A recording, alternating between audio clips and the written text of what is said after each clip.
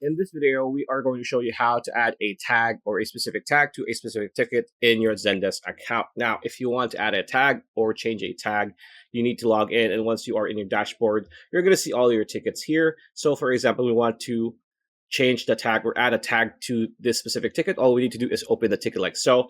There's going to be an option that says tags here under followers and above type and priority. So we want to say urgent, right? There you go. All you need, if there's no urgent, all you need to do is click on add tag, and there you go. We have added a tag to Zendesk. Alternatively, if you have a long tag that you want to do, because here's the thing, if we say forward to manager, we can do that. So what can we do about this? We can say forward underscore to manager. There we go. Add tag.